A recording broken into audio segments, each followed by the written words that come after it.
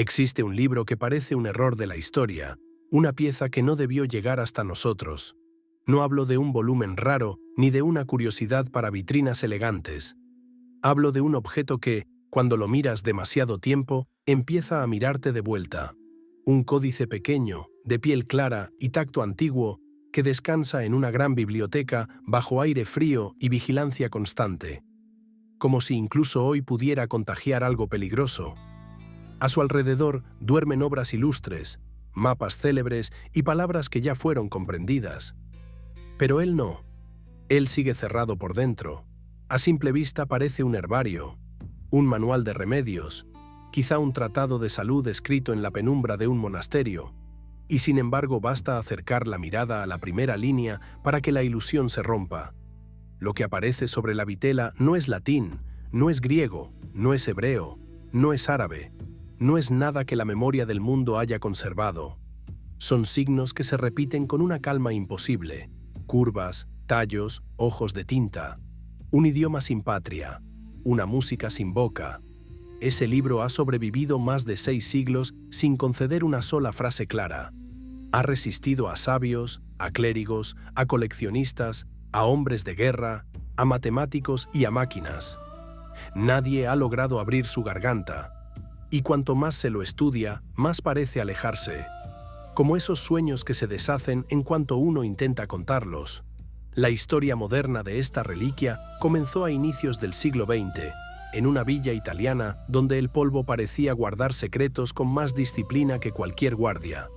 Imaginen la luz de la tarde entrando por altos ventanales, rozando muebles oscuros y cajas apiladas. Imaginen a un mercader de libros antiguos, hombre de ojo fino y paciencia feroz, revisando legajos que nadie había tocado en generaciones. Sabía reconocer un tesoro por el olor del cuero, por el color de una hoja, por la forma en que el tiempo se posa sobre los bordes. Había visto reliquias, fraudes, maravillas y ruinas, pero aquel día encontró algo distinto. Entre papeles olvidados apareció un volumen modesto, forrado en vitela marfil, con el cansancio noble de los siglos. Al abrirlo, no halló santos, ni reyes, ni plegarias. Halló plantas que no existen, flores con aspecto de mecanismo, raíces que parecen dedos, órganos o garras, y mujeres desnudas que flotan o se bañan en depósitos unidos por tubos extraños, como si formaran parte de una máquina viva. Desde ese instante, su destino cambió. Y también cambió el de todos los que más tarde caerían bajo el hechizo del manuscrito. Porque el golpe visual de sus páginas no se olvida. Hay verdes minerales, azules hondos, ruedas celestes, estrellas, recipientes, formas que parecen científicas y a la vez delirantes. Pero nada perturba tanto como la escritura. El texto corre por la hoja con una seguridad que roza lo inhumano. No hay vacilación, no hay remiendo, no hay una corrección que delate duda. Quien trazó esas líneas lo hizo como si conociera cada palabra de memoria, como si copiara una verdad que no permitía errores. Y esa certeza es, justamente, una de las heridas más hondas del misterio, porque si fuera un simple engaño, esperaríamos tropiezos. Si fuera un código improvisado, veríamos pausas, repeticiones torpes, señales de cálculo. Pero no. La mano fluye como la de alguien que escribe en su lengua natal, como la de un escriba que no cifra, sino recuerda. Por eso este libro no es una anécdota para curiosos, es una montaña para la mente. Durante guerras, descifradores que quebraron sistemas militares casi invencibles intentaron leerlo. Hombres entrenados para romper secretos en días se rindieron ante estas páginas mudas. Después llegaron lingüistas de gran prestigio, expertos en lenguas muertas, estadísticos, analistas y programas de inteligencia avanzada. El resultado siempre fue el mismo: silencio. Y en ese silencio hay algo feroz, algo que no solo oculta, sino que parece defenderse. Antes de buscar su alma, conviene mirar su cuerpo, porque el manuscrito ya habla en su materia. No estamos frente a un puñado de hojas pobres reunidas por azar. Es una obra costosa. Su pergamino, hecho con piel de animales muy jóvenes, tiene una calidad extraordinaria. No cualquier taller medieval podía producir algo así. La superficie fue pulida con esmero, preparada para recibir tinta con una finura casi perfecta. Al tocarla, dicen los expertos, todavía conserva una flexibilidad asombrosa, como si el tiempo hubiera pasado junto a ella de puntillas. Para fabricar un libro así, hicieron falta muchas pieles. No una ni dos, varias. En aquel tiempo, eso equivalía a riqueza real. Era un gasto propio de una corte, de una institución poderosa o de alguien respaldado por dinero serio. Esa sola evidencia destruye la imagen romántica del monje aislado que llena hojas en una celda helada. Quien encargó esta obra tenía recursos y, sobre todo, una razón poderosa para invertir en algo que debía durar siglos. Lo más extraño es la contradicción. El material es digno de una biblioteca principesca, pero el formato es práctico, casi portátil. No es un gigante de altar, se puede llevar en las manos. Se puede abrir sobre una mesa pequeña. Parece hecho para consultar, mover, estudiar durante un viaje. Es un objeto lujoso con espíritu de herramienta, como el cuaderno de campo de un sabio que trabajara en los márgenes del mundo conocido. Con el paso de los años, muchos dudaron de su edad real. Hubo quien lo creyó medieval. Hubo quien lo llamó fraude tardío. Hubo quien sospechó de un montaje moderno, hasta que la ciencia decidió intervenir. Pequeñas muestras del pergamino fueron analizadas con técnicas precisas. El veredicto fue claro. La vitela nació en la primera mitad del siglo XV. Eso colocó el cuerpo del libro en un tiempo anterior a muchos grandes cambios del mundo europeo, mucho antes de que varias certezas modernas existieran siquiera como promesa. Aquella fecha resolvió una duda y abrió un abismo, porque si el objeto era auténtico y antiguo, entonces la pregunta ya no era si alguien lo había falsificado hace poco. La pregunta verdadera era mucho peor. ¿Cómo pudo existir algo así sin dejar una huella clara en las crónicas? ¿Cómo pudo nacer un idioma tan complejo, una botánica tan extraña, una visión tan apartada de todo canon, y luego desaparecer sin descendencia, sin nombre, sin memoria? Cuando el pergamino habló, el misterio no se cerró. Se volvió más oscuro. Si la piel del libro nos entregó una fecha, la tinta nos habló de la mano que lo sostuvo. Los análisis de color y composición revelaron algo tan tranquilizador como inquietante. No hay trampa moderna en sus pigmentos. Los verdes, los azules, los marrones y los amarillos encajan con lo que un taller europeo de aquella época podía usar. La tinta principal, esa que dibuja letras y contornos, pertenece a la familia clásica de las tintas ferrosas. Nada fuera de su tiempo, nada que delate una broma reciente. Y sin embargo, aún dentro de esa normalidad material, el manuscrito vuelve a torcer la lógica. Porque una cosa es usar ingredientes antiguos y otra muy distinta es la manera en que fueron aplicados. Al mirar el trazo con gran aumento, los especialistas descubren una calma difícil de explicar. La línea no vacila, la pluma no corrige, el ritmo no cae. Quien escribió esto no se movía como un criptógrafo lleno de miedo a equivocarse, sino como alguien que avanza por un camino muy conocido. Hay palabras repetidas con naturalidad, estructuras que regresan, patrones internos. Todo parece responder a una gramática firme, aunque el sentido se nos escape por completo. Los colores aportan otra capa al enigma. En la sección de las plantas extrañas domina el verde, espeso y terroso, acompañado de azules minerales que todavía hoy conservan una profundidad casi hipnótica. El azul no era un capricho barato. Su sola presencia indica inversión.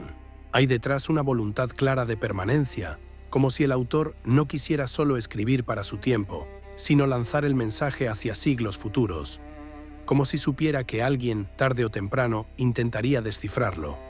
Pero también aparece una rareza encantadora. La pintura no siempre está a la altura de la escritura. En algunas zonas el color se desborda, se aplana, entra donde no debe. Da la impresión de que la mano que trazaba las letras era más precisa que la que rellenaba los dibujos. Esto ha hecho pensar a muchos que quizá hubo más de una persona en la creación del códice, un escriba muy seguro de sí mismo, un iluminador menos refinado, o quizá un único autor que consideraba sagradas las palabras y secundarias las imágenes. Sea como sea, los materiales no mienten. El libro no es una invención moderna. Su cuerpo pertenece a su siglo, y esa fidelidad material solo vuelve más insoportable la pregunta por su mensaje. Las cubiertas actuales, por su parte, parecen demasiado discretas para lo que guardan. Son sobrias, casi decepcionantes. Vitela lisa, sin esplendor, sin título, sin adorno. Pero el verdadero problema no es lo que vemos, sino lo que ya no está. Porque los estudios físicos del volumen muestran señales claras de que la encuadernación no es la original. El manuscrito fue rehecho en algún momento de su largo peregrinaje, y al ser rehecho pudo haber perdido pistas decisivas. En el lomo y en los bordes sobreviven huellas de costuras antiguas que no coinciden con las actuales. Agujeros mudos, señales de una vida anterior. Eso indica que el libro tuvo otra estructura, quizá otro aspecto, quizá incluso otra organización interna. Algunas hojas desplegables parecen haber sido forzadas a encajar en un formato más reducido, como si esta versión fuera una criatura compactada, la sombra de algo más amplio, más ambicioso, tal vez más peligroso. En la primera hoja existe además una herida casi fantasmal. Bajo ciertas luces pueden verse restos de una firma borrada con saña, no una mancha casual, sino un acto deliberado de eliminación.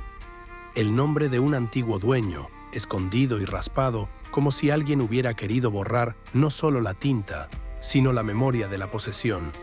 Este gesto alimenta una idea inquietante.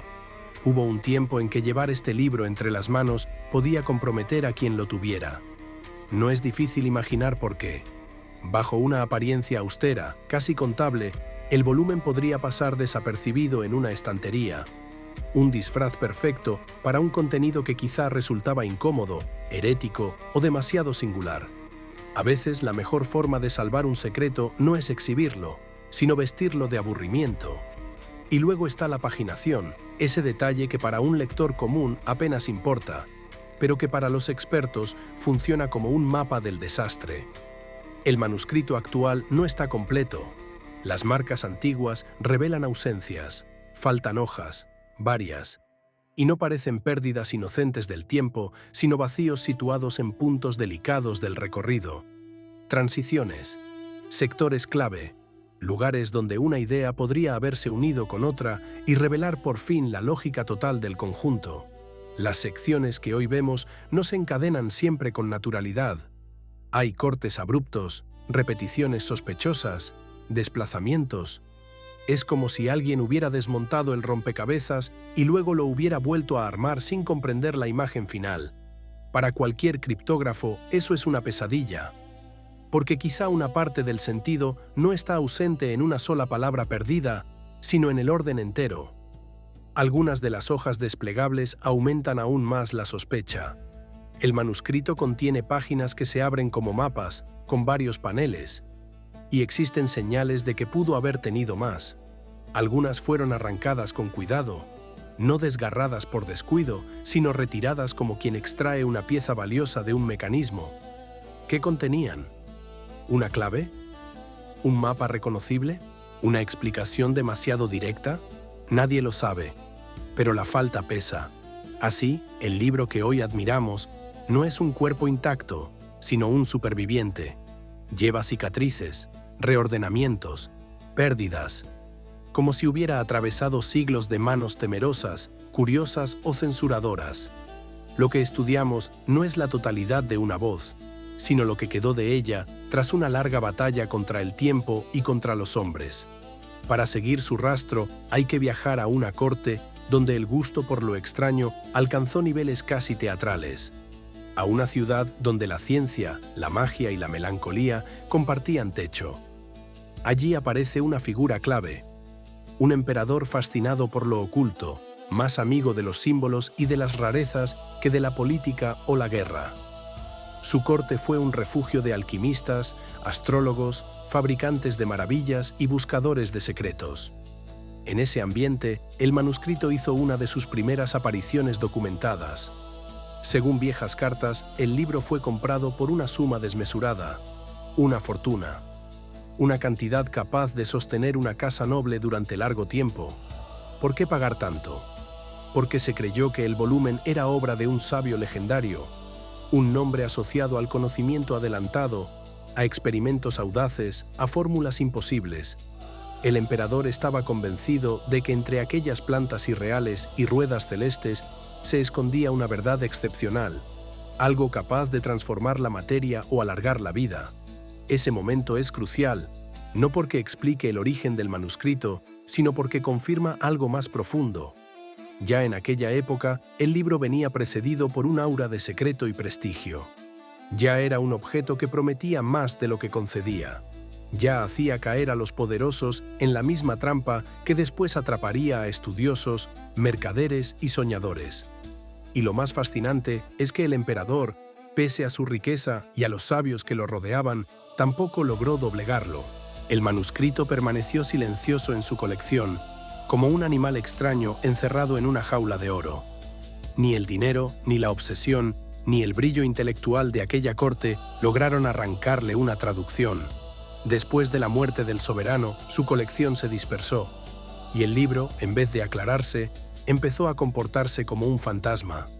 Pasó a manos de un médico y botánico ligado a la corte, un hombre de ciencia que seguramente vio en aquellas ilustraciones vegetales una promesa extraordinaria.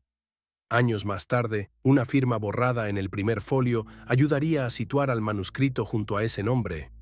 Una prueba tenue pero valiosa. Una huella superviviente.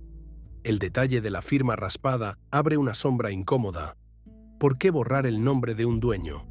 Tal vez por prudencia, tal vez por miedo, tal vez porque en ciertos tiempos poseer un libro así podía despertar sospechas peligrosas.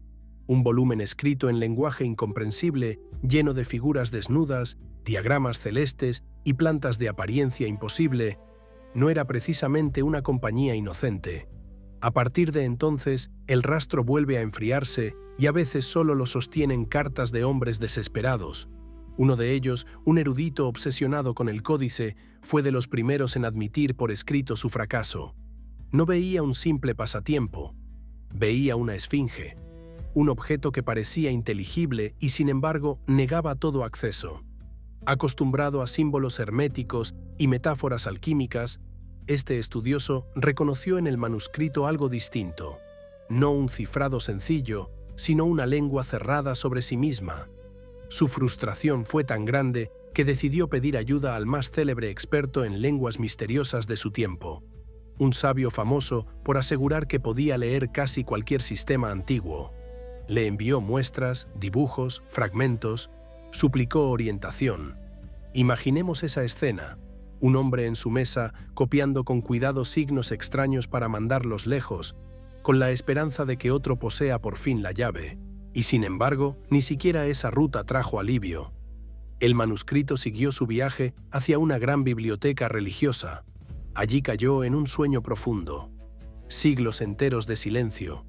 Mientras afuera cambiaban reinos, ideas y máquinas, el códice aguardaba entre estantes, invisible, quizá mal clasificado, quizá deliberadamente oculto. Un libro tan extraño que terminó salvado por el olvido. Durante más de 2 siglos, el manuscrito pareció desvanecerse. No dejó cartas, no dejó ventas registradas, no dejó testamentos que lo mencionaran con claridad. Como si hubiera aprendido la mejor estrategia para sobrevivir, volverse polvo entre otros polvos. Mientras Europa cambiaba de rostro, mientras caían tronos y nacían máquinas, él permaneció inmóvil en la penumbra de una biblioteca religiosa, guardado quizá por hombres que no podían leerlo, pero que intuían que era mejor no perderlo. Ese largo vacío en su historia no es un simple accidente documental. Tiene el peso de una decisión. En tiempos de confiscaciones, tensiones políticas y miedo al saqueo, muchas órdenes trasladaron a escondidas sus bienes más valiosos. Libros, cartas, mapas, reliquias. Entre todo aquello viajó también el códice, no como una joya exhibida, sino como un cuerpo silencioso metido en cajas, lejos de la mirada del poder. Así fue como terminó en una villa italiana, rodeado de papeles sin gloria, esperando que una mano adecuada tropezara con él. Y esa mano llegó. El comerciante que lo rescató no era un académico seco ni un monje encerrado en la nostalgia. Era un hombre de vida intensa, pasado turbulento y mirada afilada. Había escapado de prisiones, había cambiado de país. Había aprendido a reconocer el valor escondido donde otros solo veían polvo. Cuando los custodios de la villa decidieron vender parte de sus fondos para aliviar necesidades materiales, él acudió como quien entra en una mina con la esperanza de hallar una beta improbable. La encontró. Bastó abrir el volumen para comprender que no se parecía a nada. No tenía título. No tenía autor visible. No tenía una lengua reconocible que lo presentara al mundo. Tenía, en cambio, el aspecto exacto de una provocación. Plantas imposibles. Figuras femeninas sumergidas en canales verdosos, diagramas astrales que parecían obedecer a una cosmología íntima, y un texto inquebrantable, sereno, insolente, un texto que no pedía ser entendido, solo observado. A partir de entonces, el manuscrito dejó de ser un secreto dormido y pasó a convertirse en escándalo intelectual. Copias, fotografías, muestras, consultas. Su nuevo dueño lo mostró a expertos de diferentes campos con la convicción de haber encontrado la reliquia de su vida. No se equivocaba. El libro fascinó de inmediato, también humilló de inmediato, porque ni bien entró en la luz de la era moderna, comenzó a devorar la paciencia de una nueva generación. Ya no eran astrólogos cortesanos ni clérigos barrocos quienes lo enfrentaban, sino estudiosos formados en filología, historia, botánica y criptografía. Hombres convencidos de que todo texto cede, tarde o temprano, ante el método correcto. Pero este no. Este permaneció inmóvil, como un animal marino de aguas abisales al que las redes de la razón apenas rozan. Tras la muerte del mercader, el libro pasó por otras manos, y durante un tiempo quedó atrapado en una situación casi irónica. Era un objeto célebre, famoso por su misterio, y sin embargo nadie lograba venderlo con facilidad. Un gran comerciante de manuscritos lo adquirió pensando que su fama bastaría para convertirlo en una fortuna segura. Pero el manuscrito llevaba consigo una especie de maldición comercial. Todos reconocían su importancia. Pocos querían arriesgarse a poseer un enigma tan caro y tan cerradamente mudo. Pasó años guardado, esperando comprador, como si incluso el mercado retrocediera ante su falta de respuesta. Finalmente, el comerciante comprendió algo esencial. Aquel libro no pertenecía ya a una colección privada. Debía entregarse a una institución capaz de protegerlo y ofrecerlo a la investigación pública. Así fue como terminó en una gran biblioteca universitaria, donde recibió una asignatura sobria y fría, un nombre técnico que contrasta con la fiebre que despierta. Allí descansa hasta hoy, y aún así su reposo es aparente, porque desde que fue puesto bajo custodia académica, el manuscrito no ha dejado de producir conmoción. Fue digitalizado con gran cuidado. Su imagen viajó por el mundo. Ya no hace falta vestir guantes ni cruzar océanos para contemplarlo. Cualquiera puede ampliar sus páginas, rozar visualmente cada signo, demorarse en cada raíz, en cada estrella, en cada pequeño rostro. Esa apertura multiplicó las miradas, y con ellas también las teorías. La sección inicial del códice, la más extensa, es la que muchos llaman el herbario. Pero el nombre engaña. Sí, hay plantas. Sí, cada página suele ofrecer una gran figura vegetal rodeada de texto. Sí, recuerda de lejos a ciertos manuales de remedios, pero basta detenerse unos segundos para advertir que el terreno bajo nuestros pies vuelve a ceder. Las plantas del manuscrito no son torpes copias de especies reales. Ese sería un caso sencillo. Tampoco parecen simples errores de un dibujante sin talento. La verdad es más incómoda. Están dibujadas con seguridad, con atención, con voluntad de descripción y, no obstante, son biológicamente imposibles, como si un observador minucioso hubiera mezclado partes de varias especies para construir una flora de otro orden.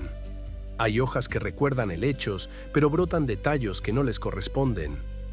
Hay raíces con forma de pie, de mano, de entraña. Hay flores que parecen bocas, engranajes o mandíbulas. En algunas páginas todavía se percibe una lejana compostura, como si el autor partiera de modelos conocidos y luego se desviara. En otras, la imaginación se desborda por completo. Tubos, nudos, bulbos excesivos, anatomías vegetales que parecen soñar con el cuerpo animal. Eso es lo más desconcertante. No da la impresión de que el autor se equivoque. Da la impresión de que sabe muy bien lo que está haciendo. El nivel de detalle en nervaduras, texturas y formas sugiere observación cuidadosa. ¿Pero observación de qué? Ahí empieza el vértigo. Algunos han pensado que se trata de una botánica simbólica, que la forma de la raíz o de la hoja no describe la planta, sino su efecto. Una planta útil para cierto órgano llevaría una parte con aspecto de ese órgano. Una especie para la sangre mostraría venas, una para el vientre, raíces uterinas. La idea resulta tentadora, pero no alcanza a explicar toda la riqueza de los dibujos. Hay demasiado sistema, demasiada insistencia.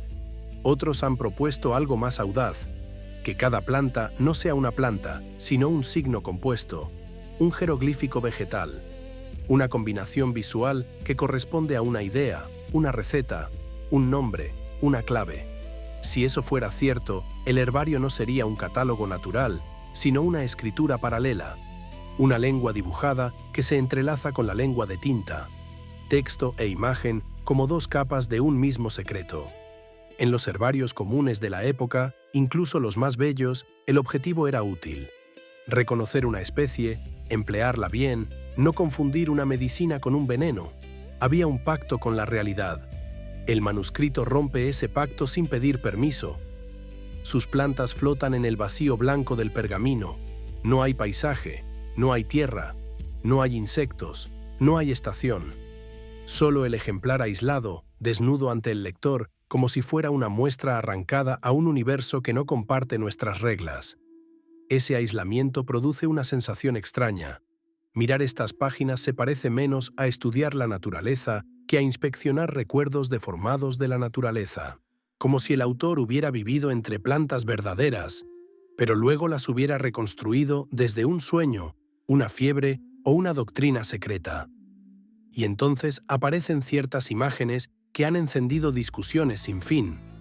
Algunas figuras vegetales recuerdan de manera inquietante especies asociadas a tierras que en la cronología tradicional europea aún no estaban incorporadas al saber común del momento.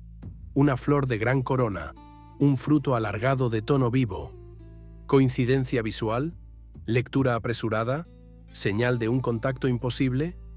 Cada bando encuentra argumentos y ninguno logra silenciar del todo al otro. Ese es el método del manuscrito, ofrecer una promesa y retirarla enseguida. Si una imagen parece un girasol, otra parte de la planta destruye la identificación. Si un fruto evoca cierto pimiento, la raíz o la hoja pertenecen a otra cosa. Cada vez que creemos reconocer algo, el dibujo introduce una traición anatómica. Es como si el autor se complaciera en acercarnos una llave falsa, lo bastante parecida para despertar la ilusión, lo bastante incorrecta para impedir la certeza. Así, la sección botánica no cura, seduce y frustra. Después de muchas páginas, el lector comprende que no está ante un manual práctico. Está ante una naturaleza inventada con restos de la nuestra. Un jardín compuesto por memoria, observación, símbolo y desvío. Un jardín donde cada especie parece decir, me conoces y no me conoces. Y cuando por fin uno se acostumbra a ese territorio vegetal, el manuscrito levanta la vista hacia arriba. El suelo de raíces y tallos se aparta y aparecen ruedas, soles, lunas, estrellas. El misterio deja la tierra y se abre al cielo, pero ni siquiera allí concede descanso, porque su firmamento tampoco pertenece del todo al nuestro. La sección celeste del manuscrito comienza como comienzan muchos engaños elegantes, prometiendo familiaridad. Hay círculos, hay soles con rostro, hay lunas crecientes, hay estrellas distribuidas en diagramas que de lejos parecen formar parte del viejo lenguaje de la astrología medieval. Uno cree entrar por fin en un territorio reconocible, pero esa sensación dura poco. Como siempre, el libro ofrece una puerta para luego borrar el pasillo. Los diagramas circulares dominan estas páginas. Algunos tienen un centro luminoso del que parten anillos de texto. Otros parecen ruedas místicas, mecanismos del firmamento o relojes de una cosmología privada. Las palabras se curvan alrededor de los núcleos como si giraran con ellos. No son notas al margen, son órbitas. El propio texto participa del movimiento. Lo primero que inquieta es la relación entre dibujo y ciencia. Un astrónomo medieval esperaba encontrar correspondencias precisas, constelaciones conocidas, divisiones del cielo, herramientas de cálculo, referencias claras al orden de los astros. Aquí, en cambio, la precisión parece obedecer a otro tipo de ley. No se trata de representar el cielo visible, sino de revelar un cielo funcional, interno, casi orgánico, como si el cosmos no fuera una bóveda lejana, sino una máquina viva cuyos engranajes descienden hasta el cuerpo y las plantas. El sol suele aparecer con una expresión seria, no benigna. Sus rayos se abren como llamas o tentáculos. La luna, por su parte, no es una simple fase astronómica. Tiene cara, intención, una clase de silencio cómplice. No parecen cuerpos que se observan desde abajo, sino potencias que miran desde dentro del sistema. El manuscrito no dibuja un firmamento para la navegación, dibuja un teatro de influencias. En la mentalidad de la época, el vínculo entre cielo y cuerpo era profundo. Los astros no estaban lejos de la carne. Afectaban humores, cosechas, enfermedades, nacimientos. Pero incluso dentro de ese marco cultural, el manuscrito se aparta. Falta la normalidad esperable. No hay tablas claras, no hay aparato técnico reconocible. No hay deseo de explicar el cielo con modestia escolar.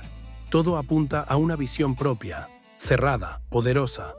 Entre esas ruedas aparece el zodíaco, y con él llega una de las rarezas más famosas del códice. A primera vista parece el ciclo habitual de los signos: Aries, Tauro, Géminis y los demás. Pero el desarrollo se quiebra. Algunos signos aparecen duplicados o distribuidos de forma extraña. Y lo más perturbador, faltan los meses iniciales del ciclo. Los folios correspondientes ya no están. Fueron arrancados hace mucho. Enero y febrero se abren como una herida en la secuencia. No sabemos si esa falta es casual o deliberada, pero pesa como una decisión. Justo donde un calendario debería ofrecer continuidad, el manuscrito nos obliga a mirar el vacío. Y en este libro, el vacío siempre parece más elocuente que la tinta. Los nombres de algunos meses o signos presentan además palabras en una lengua distinta del sistema principal, como si alguien hubiera dejado etiquetas tomadas de un entorno romance antiguo. Esto ha generado incontables sospechas. ¿Fue una ayuda añadida por un lector posterior? ¿Una pista del entorno cultural del autor? ¿Una mezcla intencional? El libro no responde, solo superpone capas. Pero nada define tanto esta sección como las pequeñas figuras femeninas que rodean los diagramas. Decenas de mujeres diminutas, casi siempre desnudas, emergen de estrellas, de pétalos, de compartimentos circulares. A veces sostienen astros, a veces parecen señalarlos, a veces simplemente habitan el borde del signo como si formaran parte de su funcionamiento. No son ornamento banal, están demasiado presentes, demasiado activas, demasiado integradas al mecanismo general. Su presencia rompe de forma radical con lo habitual. En un zodíaco corriente esperaríamos símbolos, animales, quizá figuras alegóricas, pero no esta procesión de cuerpos femeninos entregados a tareas silenciosas. Algunas portan objetos, otras adoptan posturas distintas. Ninguna parece improvisada. Hay en ellas una función que intuimos, aunque no podamos nombrarla. Algunos estudiosos han visto en estas mujeres una personificación de fuerzas astrales. No estrellas en sí, sino la influencia de las estrellas. Como si cada una encarnara una potencia, una virtud, un flujo invisible que desciende del cielo hacia el mundo de abajo. Esa lectura encaja con el tono general del manuscrito, donde lo celeste no es decoración, sino ingrediente, un componente activo en un sistema mayor. Y de pronto el lector comprende algo fundamental. Estas figuras no pertenecen solo al cielo. Son las mismas que más tarde aparecerán en otras secciones, bañándose en líquidos, moviéndose por conductos, formando parte de escenas que rozan la anatomía, la alquimia o ambas cosas a la vez. La repetición de su forma crea un puente visual. Las estrellas, las plantas y los fluidos parecen pertenecer a un mismo universo simbólico. Todo está conectado. El cielo no termina arriba, se derrama. Esa idea se vuelve aún más fuerte cuando uno mira los diagramas no como cartas astrales, sino como mapas de procesos. Los círculos recuerdan mandalas, engranajes, ruedas de circulación. Las palabras en espiral intensifican la impresión de movimiento. Nada parece quieto. Todo fluye, gira, desciende o asciende. El manuscrito no contempla el cosmos, lo hace funcionar. Frente a esta rareza, algunos han intentado ubicar la obra en las grandes corrientes del pensamiento. Han preguntado si pertenece a la vieja visión geocéntrica, si anticipa algo nuevo o si se aparta por completo del debate clásico. Pero quizá esa pregunta resulta demasiado pequeña. El manuscrito no discute tanto dónde está el centro del universo como cuál es el sentido del movimiento universal. Y su respuesta, si podemos llamarla así, parece clara.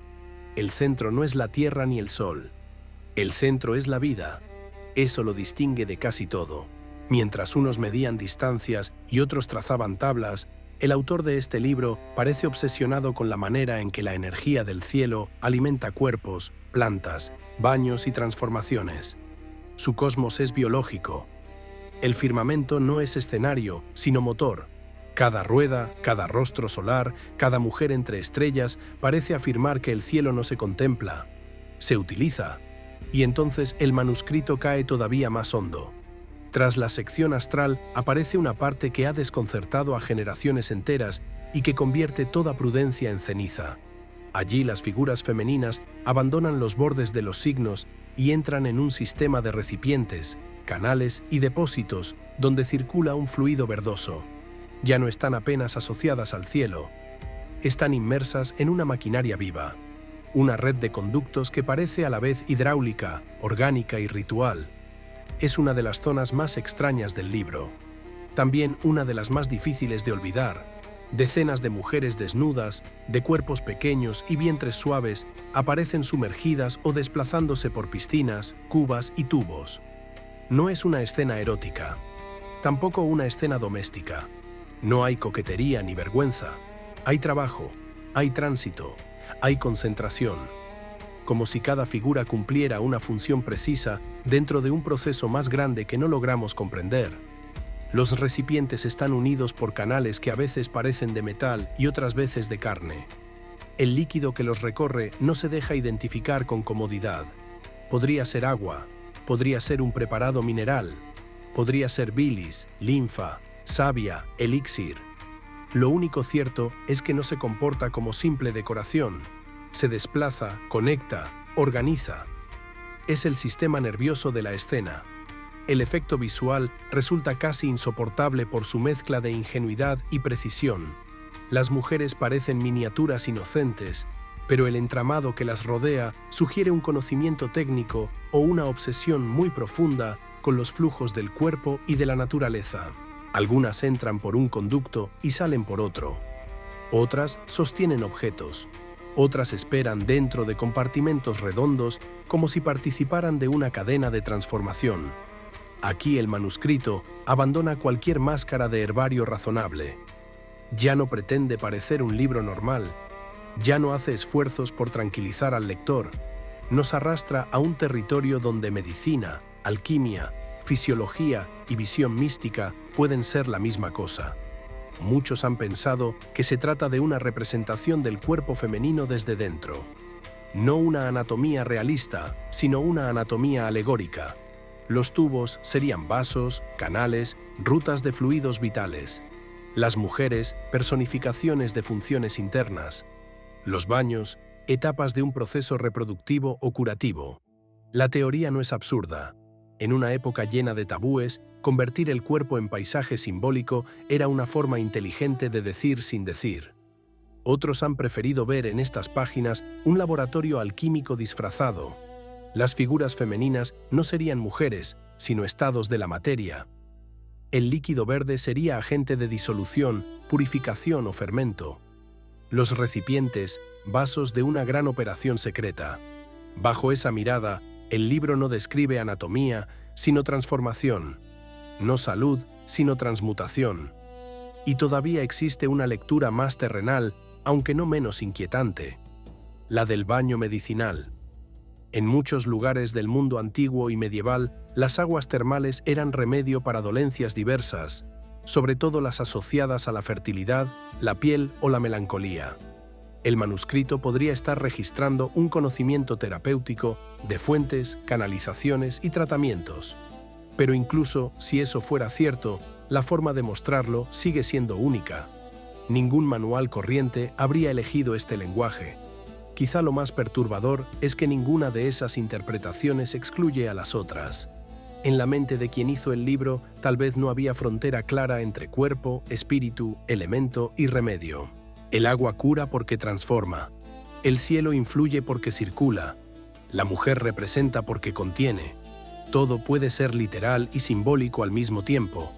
Y en ese punto ya no sabemos si el manuscrito describe el mundo, lo reinventa o lo traduce a un idioma donde materia y sentido son una sola cosa.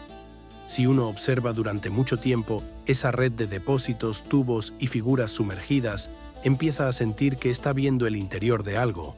No necesariamente un edificio, no necesariamente una terma, más bien el adentro de un sistema vivo, como si el manuscrito hubiera dado un paso más allá de la botánica y del cielo para entrar en la carne sin dibujarla de manera directa. Esa es una de las teorías más poderosas, que la sección de los baños no representa un lugar exterior, sino procesos internos del cuerpo. Los recipientes serían cavidades, los conductos serían vasos o canales, y las mujeres pequeñas serían espíritus funcionales, personificaciones de tareas invisibles. Parece una idea moderna, pero no lo es tanto. En el pensamiento antiguo y medieval, el cuerpo se entendía a menudo como una red de flujos. La salud dependía del equilibrio y del movimiento de sustancias. Donde algo se estancaba, nacía el mal. Visto así, el líquido verde ya no resulta una rareza decorativa. Se convierte en el corazón del problema. Entra, sube, baja, cruza membranas, une espacios. Nunca se queda inmóvil. Eso ha llevado a algunos a pensar en la sangre antes de su descripción correcta, en la linfa, en vapores reproductivos, en humores. El manuscrito, en esa lectura, no sería un delirio balneario, sino un intento de explicar la fisiología con metáforas visibles. Hay algo casi estremecedor en imaginarlo. Un autor del siglo XV incapaz de dibujar anatomía como la ciencia moderna la exigiría, pero decidido a traducir su intuición del cuerpo a un paisaje de recipientes, tubos y figuras operantes. No mostraría un órgano, mostraría su función. No dibujaría la matriz, dibujaría un recinto vivo donde la transformación sucede. No ilustraría capilares, trazaría pequeños caminos húmedos por donde la vida viaja. Esta mirada gana fuerza por otro detalle. Las figuras femeninas no parecen individuos concretos. Son demasiado parecidas entre sí para eso. Funcionan más bien como unidades, como agentes, como si el autor hubiera elegido el cuerpo femenino no por deseo visual, sino porque lo asociaba a la gestación, al secreto interno, al poder de contener y de transformar. En ese universo simbólico, lo femenino no es adorno, es mecanismo central, y sin embargo, la alquimia vuelve una y otra vez a reclamar su parte, porque el lenguaje visual de estas páginas se parece demasiado al de ciertos procesos de purificación. En la tradición alquímica, las sustancias se disuelven, se calientan, se separan, se recombinan, pasan por fases, cambian de estado. El baño es una imagen recurrente de transformación. El agua recibe, limpia, rompe, prepara. Las pequeñas mujeres del manuscrito podrían ser, bajo esa luz, etapas vivas de la materia, personajes de una obra química disfrazada de escena orgánica. No es una idea descabellada. En una época donde muchos conocimientos circulaban cubiertos por símbolos, una operación química podía vestirse de parábola. Una receta delicada podía esconderse bajo el lenguaje del mito, del jardín o del cuerpo. El manuscrito entero parece moverse en esa frontera. Nada impide que un baño sea un baño y a la vez una transmutación. Nada impide que una ninfa sea una mujer y al mismo tiempo un principio activo. La obsesión por el agua, por otra parte, no era menor en aquel mundo. Las aguas termales, los baños medicinales, los vapores minerales y las curas por inmersión formaban parte del horizonte terapéutico. especialmente en todo lo relacionado con fertilidad, melancolía y dolencias crónicas. Si el autor conocía ese ámbito, podría haberlo registrado con un lenguaje técnico propio, mezclado con símbolos deliberadamente oscuros, un manual para iniciados, un conocimiento que debía circular pero no volverse vulgar. Lo fascinante es que estas páginas no se comportan como una fantasía improvisada. Tienen coherencia interna. Los canales conectan. Los depósitos se ordenan. Las posturas de las figuras sugieren tareas específicas. Parece haber secuencia. Parece haber dirección. Nada está puesto solo por capricho. Esa lógica del conjunto hace muy difícil pensar en un fraude descuidado. Incluso quien quiera ver en el manuscrito un gran engaño debe admitir que es un engaño llevado con disciplina extrema. Y entonces llegamos a una de las hojas más célebres de todo el códice. Un despliegue grande, complejo, compuesto por varios paneles que al abrirse revela un conjunto de círculos o islas unidas por caminos, puentes y líneas. Se la suele conocer como la página de las rosetas, y quizás sea la imagen que mejor resume el corazón del manuscrito. Una mezcla perfecta de estructura y desvarío. A primera vista parece un mapa, o mejor dicho, parece la idea de un mapa. Hay regiones diferenciadas, formas circulares, torres, murallas, zonas que recuerdan paisajes o ciudades. Pero nada encaja del todo con la geografía real. Es como si el autor hubiera tomado pedazos del lenguaje cartográfico y los hubiera puesto al servicio de otra clase de territorio. La roseta central domina el conjunto. A su alrededor se disponen otras, conectadas entre sí por corredores y sendas. En algunas zonas se reconocen construcciones que evocan fortalezas medievales.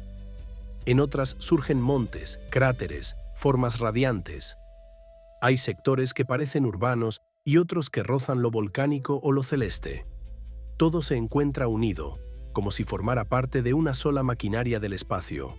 Muchos investigadores han pasado años intentando fijar este mapa en el mundo. Algunos ven paisajes del norte de Italia, otros creen reconocer estilos de murallas y almenas propios de ciertas regiones. Hay quienes sospechan que algunas torres recuerdan ciudades concretas, pero siempre sucede lo mismo. Por cada detalle que parece llevar hacia un lugar real, otro rompe la identificación. El mapa seduce con un pie en la tierra y el otro en el sueño. Quizá por eso también ha sido leído como cosmografía, no como geografía.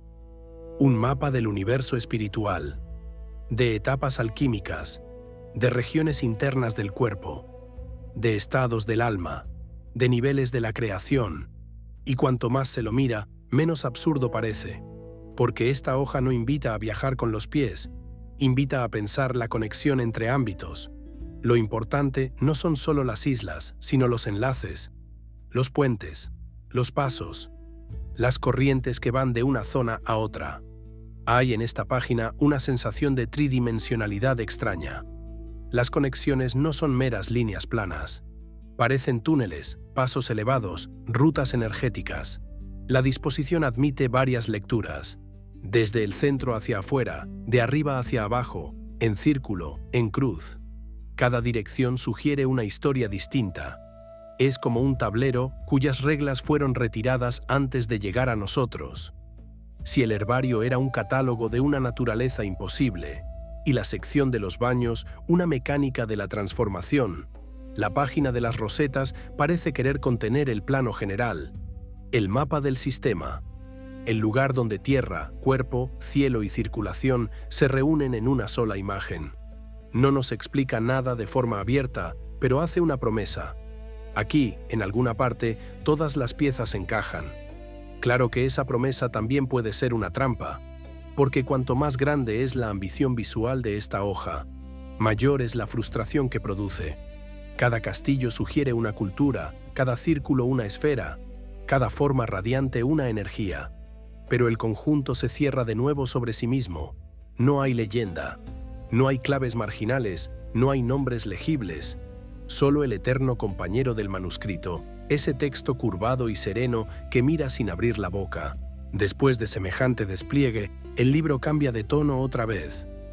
Como si tras mostrarnos su visión del mundo o de la máquina universal, bajara al terreno de la aplicación, entonces aparecen recipientes, frascos, vasijas que recuerdan a los albarelos de botica, y junto a ellos ya no plantas enteras, sino partes, raíces cortadas, hojas aisladas, semillas o fragmentos listos para ser usados.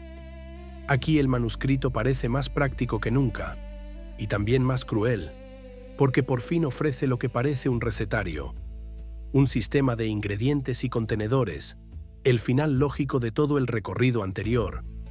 Primero las plantas, luego las influencias del cielo, después los baños o procesos internos, ahora la preparación, la sustancia ya lista para guardarse, mezclarse, aplicarse. Un lector esperaría entonces la aparición de nombres reconocibles, medidas, instrucciones. Pero no. Lo que recibe es una nueva pared de silencio. Los recipientes están dibujados con cuidado. Algunos son altos y delgados, otros anchos. Algunos muestran bandas, puntos o patrones que podrían indicar contenido o función. No parecen simples adornos, y las partes vegetales que los acompañan ya no tienen la altivez del ejemplar completo. Son materia prima, elementos seleccionados. Es difícil no pensar en farmacia, en botica, en laboratorio. Todo apunta a un uso, a una práctica, a un saber destinado a obrar en el mundo, y sin embargo seguimos sin poder leerlo. Así el manuscrito vuelve a jugar con nuestra esperanza. Nos lleva hasta la puerta de la utilidad para recordarnos que aún no poseemos la llave. Nos enseña los frascos, pero no la fórmula. Nos muestra el remedio o el veneno, pero no el nombre. Y allí, frente a esos recipientes hermosos y mudos, uno comprende que este libro quizá no solo fue escrito para guardar un secreto. Tal vez fue escrito para demostrar que el secreto existe. La sección de los frascos tiene algo de última estación, como si el manuscrito, después de conducirnos por jardines imposibles, ruedas del cielo y baños de transformación, quisiera dejarnos ante el punto donde todo ese conocimiento debía volverse acto. Ya no contempla, prepara, ya no sueña solamente, mezcla, guarda, ordena. Y aún así, incluso aquí, en este territorio que parece práctico, el libro no entrega una sola certeza. Los recipientes recuerdan a la botica medieval, pero con una elegancia rara, casi severa. No son vasijas dibujadas al azar para llenar espacio. Tienen personalidad. Algunos parecen hechos para conservar sustancias delicadas. Otros sugieren densidad, peso, estabilidad. Hay patrones repetidos en su superficie y no cuesta imaginar que cada uno de esos detalles tuviera un valor preciso para quien sabía leerlos. Quizá marcaban una preparación concreta, un grado de pureza, una advertencia. Quizá solo formaban parte de una clasificación hoy perdida. Junto a ellos, las plantas llegan desmembradas. Ya no vemos organismos completos, vemos piezas. Una raíz útil, una hoja decisiva, un segmento aislado del resto del cuerpo vegetal. Es la diferencia entre admirar un jardín y entrar en el taller. Aquí la belleza ha sido sometida a propósito. Ya no importa la especie como presencia total, sino el fragmento que obra. Eso ha llevado a muchos a pensar que esta parte del manuscrito funciona como un recetario silencioso, una especie de manual donde cada imagen indica qué parte tomar, en qué recipiente guardarla, quizá cómo combinarla con otras. Pero si eso es cierto, la frustración aumenta, porque un recetario sin lectura es una promesa cruel. Está todo ahí y, sin embargo, no podemos avanzar ni un paso. Algunos estudiosos creen que esta zona del libro está íntimamente ligada a la salud femenina. No es una idea surgida de la nada. Las páginas anteriores, con sus figuras desnudas inmersas en fluidos y conductos, parecen hablar una y otra vez de fecundidad, purificación, ciclos internos, dolencias del cuerpo secreto. Bajo esa interpretación, los frascos contendrían preparados destinados a la fertilidad, al parto, al alivio de dolores o a procesos que los médicos varones de la época apenas comprendían y que muchas veces circulaban mejor entre comadronas, sanadoras o redes femeninas discretas. Esa posibilidad vuelve el manuscrito todavía más delicado. Si de verdad guardaba conocimiento corporal sensible, cifrarlo no habría sido un lujo intelectual, sino una medida de protección. En ciertos mundos, guardar una fórmula podía ser una forma de supervivencia. Ocultar una práctica era evitar persecución, saqueo o apropiación. El idioma incomprensible dejaría entonces de ser un capricho y se volvería una muralla. Pero la alquimia insiste en caminar al lado de toda interpretación, porque también aquí los recipientes encajan con el imaginario del laboratorio hermético. Guardar, destilar, separar, conservar. Las partes vegetales podrían ser ingredientes reales o nombres disfrazados de sustancias minerales y principios invisibles. Un tallo podría no ser un tallo. Una raíz con forma imposible podría no ser una raíz, sino la clave visual de una sustancia o una operación. El manuscrito tendría entonces dos pieles, una botánica y otra química, y ambas se superpondrían sin que logremos separar una de la otra. Hay incluso quienes imaginan una comunidad aislada detrás del códice. Un grupo pequeño, quizá una escuela, quizá un círculo de especialistas, quizá una tradición ya extinguida, que necesitaba un libro para preservar su saber sin regalarlo a extraños. En ese caso, la escritura no sería necesariamente un gran código imperial, sino una lengua de grupo. Un sistema comprensible para unos pocos, tan útil para el trabajo interno como impenetrable para el resto. Esa idea resulta menos fantástica de lo que parece. A lo largo de la historia, muchas comunidades han creado jergas, abreviaturas, marcas propias. Lo excepcional aquí es la escala, la disciplina, la decisión de volcar un universo entero a un sistema de signos que nadie fuera del círculo pudiera romper. Si eso fue así, entonces lo que tenemos delante no es el diario de un solitario, sino el eco fósil de una cultura mínima. Y llegamos entonces al núcleo de la humillación, el texto mismo. Porque una cosa es quedar desconcertado por dibujos raros, otra muy distinta es enfrentarse a una escritura que posee toda la dignidad formal de una lengua real y aún así no cede. Para poder estudiarla, los especialistas modernos tuvieron que inventar un puente técnico, una manera de convertir aquellos signos a símbolos manejables por nuestras herramientas. No una traducción, sino una transcripción, una tabla para nombrar las formas y así poder contarlas, compararlas, analizarlas. Gracias a ese trabajo se pudo observar algo decisivo. El sistema tiene reglas. No son garabatos desordenados. Hay signos que aparecen con frecuencia en ciertos lugares de la palabra y casi nunca en otros. Hay combinaciones preferidas, hay ritmos, hay hábitos de escritura. Todo esto vuelve muy difícil sostener que el texto sea una improvisación total. El manuscrito se comporta como una lengua o como algo peligrosamente parecido a una lengua. Y sin embargo, esa misma regularidad nos condena, porque donde hay orden debería haber acceso, donde hay estructura debería haber llave, pero cada intento de hallar esa llave se estrella contra una paradoja. Cuanto más natural parece el texto, menos se parece a cualquier idioma conocido. Cuanto más sistemático se vuelve, más se aparta de nuestras familias lingüísticas. Es una puerta con cerradura perfecta y sin marco reconocible. Uno de los hallazgos que más impresionó a los estudiosos fue que la frecuencia de las palabras del manuscrito sigue una ley típica de los lenguajes humanos. En toda lengua viva o escrita, algunas palabras aparecen muchísimo, otras menos, otras de manera rara. Esa distribución no es caótica. El manuscrito la respeta con una fidelidad desconcertante. Eso significa que, al menos en su superficie estadística, el texto se comporta como un lenguaje verdadero. No es un detalle menor, porque un fraude burdo, una secuencia de signos puestos al azar, no resistiría bien este examen. El manuscrito lo resiste. Y no solo eso, muestra una organización interna muy fuerte, quizá demasiado fuerte. Su nivel de repetición, de previsibilidad, resulta incluso más rígido que el de muchas lenguas naturales conocidas, como si estuviéramos ante un sistema comprimido, una taquigrafía mental o una nomenclatura diseñada para no desperdiciar nada. Eso abre un abismo nuevo. Si es una lengua, ¿por qué es tan cerrada? Si es un código, ¿por qué fluye con tanta naturalidad?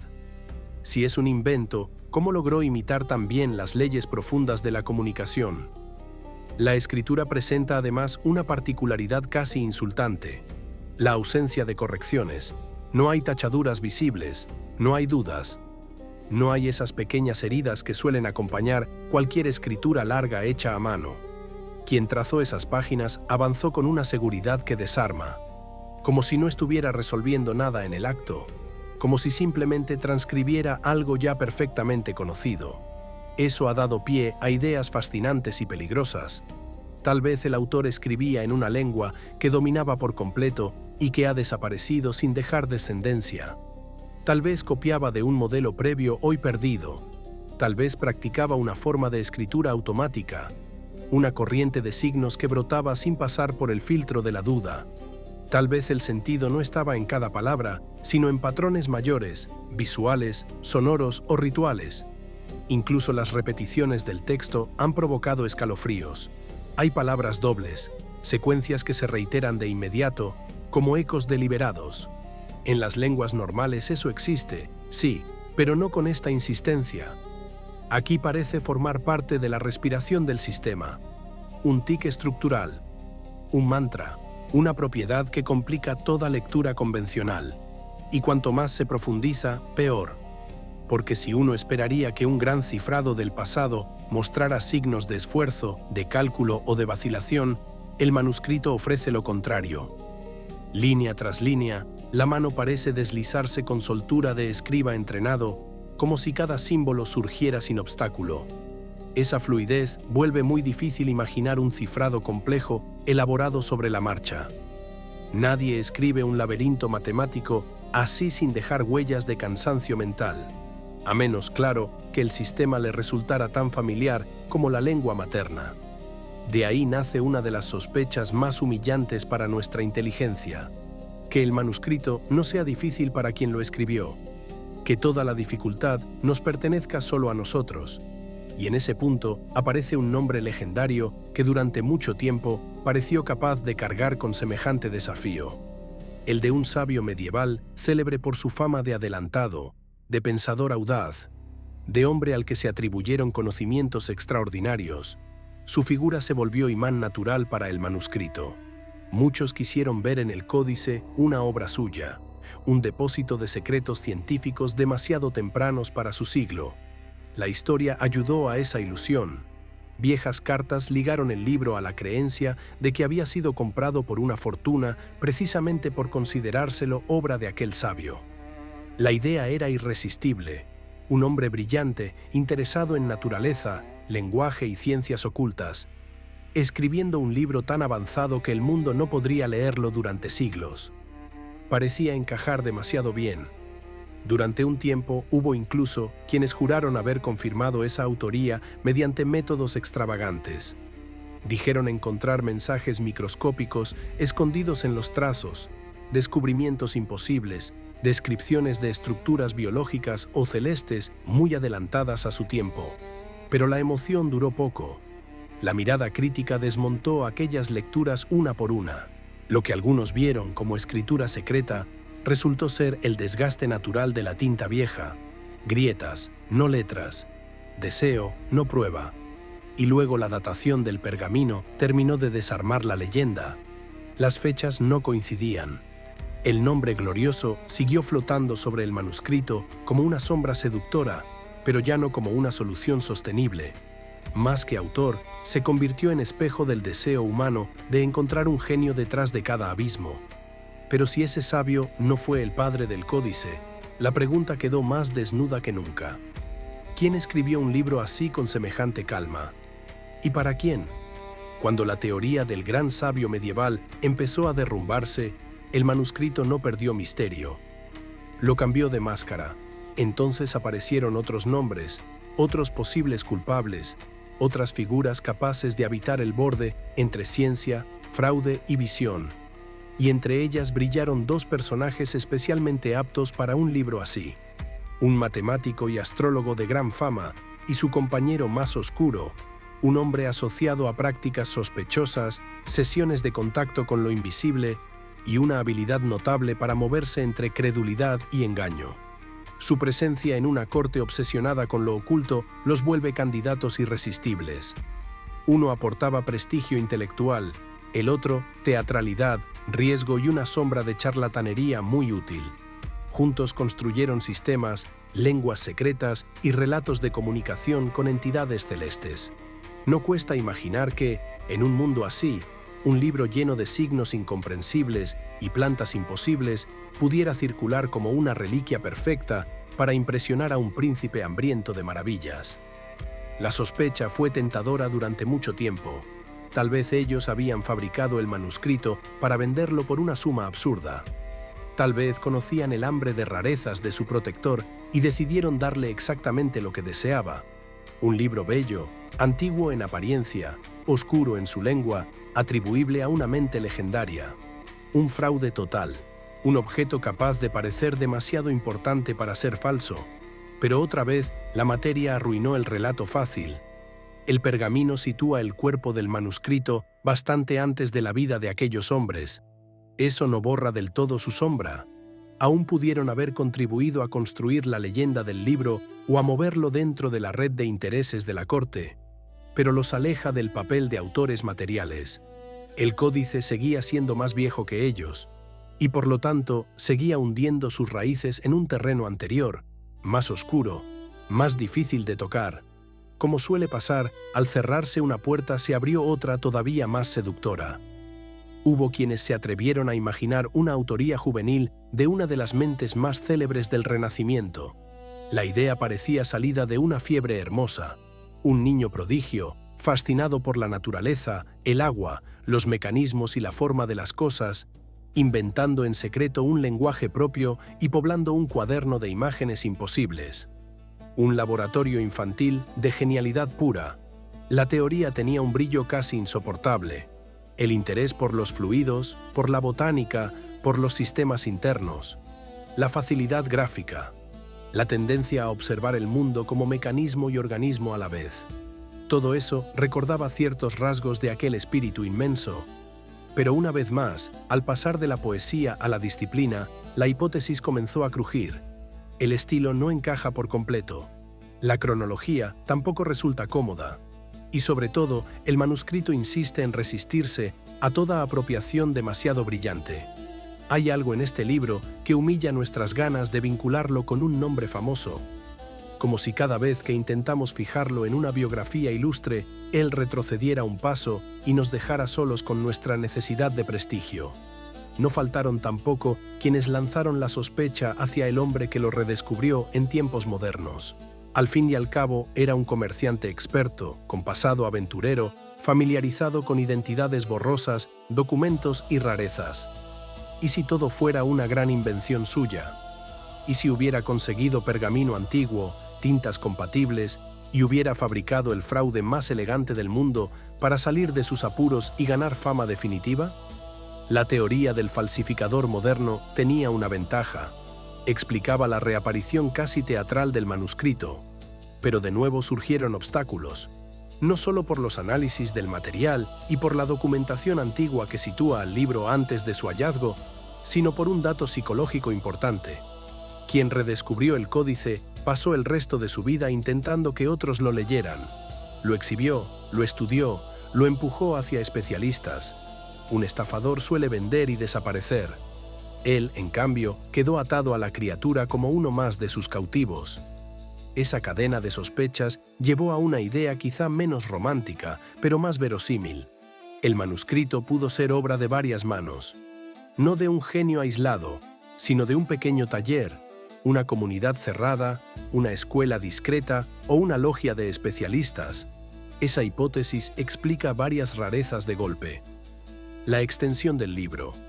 La combinación de escritura e imagen, las diferencias sutiles de trazo, la coherencia visual dentro de una complejidad tan grande. Imaginen un círculo reducido de personas compartiendo un mismo saber y un mismo sistema de escritura. Uno dibuja las plantas, otro se ocupa de los diagramas, otro copia los textos con mano más firme. Todos trabajan bajo una dirección común. No sería extraño para la época. Los talleres existían. Los scriptoria producían libros con varias manos. Lo inusual aquí no sería la colaboración, sino el carácter cerrado del resultado.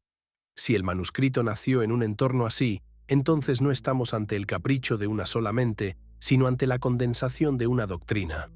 Un saber colectivo, un idioma privado de grupo, tal vez una medicina heterodoxa, tal vez una tradición botánica hoy perdida, tal vez una religión marginal borrada del mapa.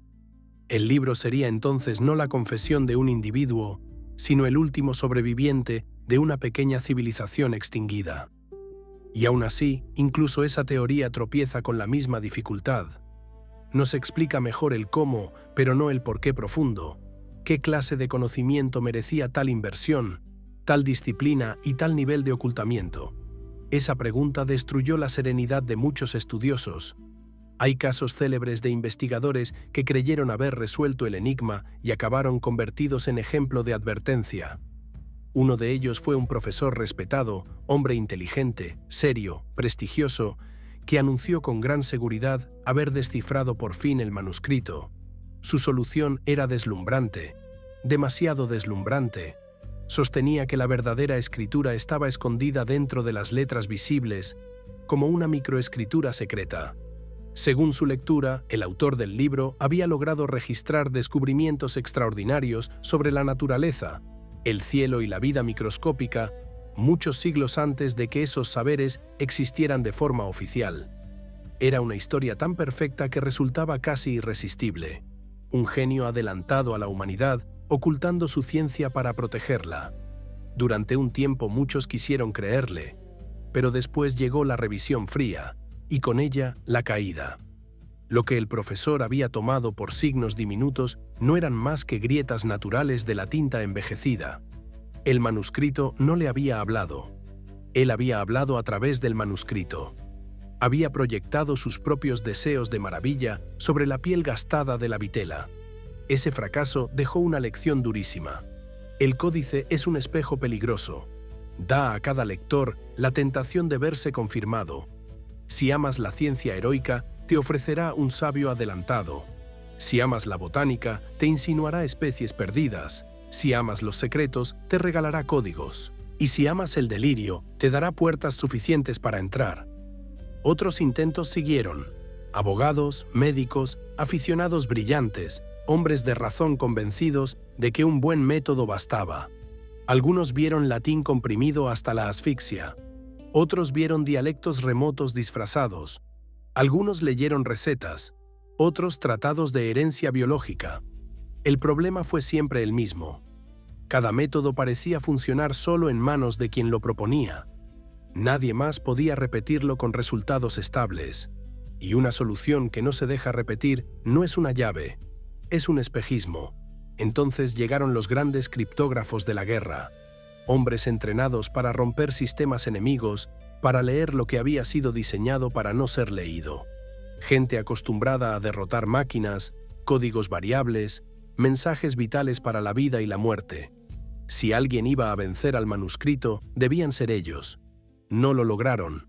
Lo importante de ese momento no fue solo el fracaso, sino la conclusión a la que algunos de ellos llegaron.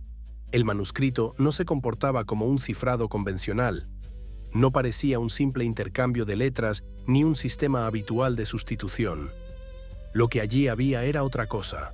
Tal vez una lengua construida, tal vez un sistema filosófico, tal vez una estructura tan cerrada sobre sí misma que no respondía a la lógica normal del espionaje ni de la escritura cotidiana. Esa intuición cambió la naturaleza del misterio. Ya no se trataba solo de romper un código. Había que preguntarse si estábamos ante un lenguaje artificial completo, diseñado con reglas propias y quizás usado por muy pocas personas. Una lengua hecha a medida para un mundo mental particular. Si eso fuera cierto, el manuscrito no guardaría un secreto cualquiera. Sería, en sí mismo, el monumento a una forma de pensar. Pero incluso los criptógrafos más finos acabaron derrotados, y la ironía fue inmensa. Hombres que habían doblegado secretos de guerra modernos no pudieron atravesar la muralla erigida por una pluma medieval sobre piel de ternera. Ese contraste convirtió al códice en una especie de Everest del descifrado, no por su tamaño, sino por su insolencia. Y cuando la fuerza humana de la disciplina parecía haberse agotado, llegó una nueva esperanza: la era de las máquinas.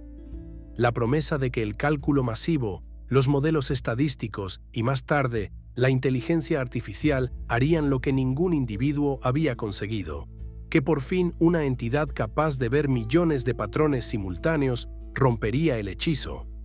El manuscrito, por supuesto, tenía preparado otro tipo de humillación. Con la llegada de la era digital, el manuscrito abandonó para siempre la condición de reliquia encerrada y se convirtió en campo de batalla global. Ya no dependía de un puñado de especialistas con acceso físico al volumen. Sus páginas fueron fotografiadas con precisión, ampliadas hasta extremos antes imposibles y puestas al alcance de miles de ojos.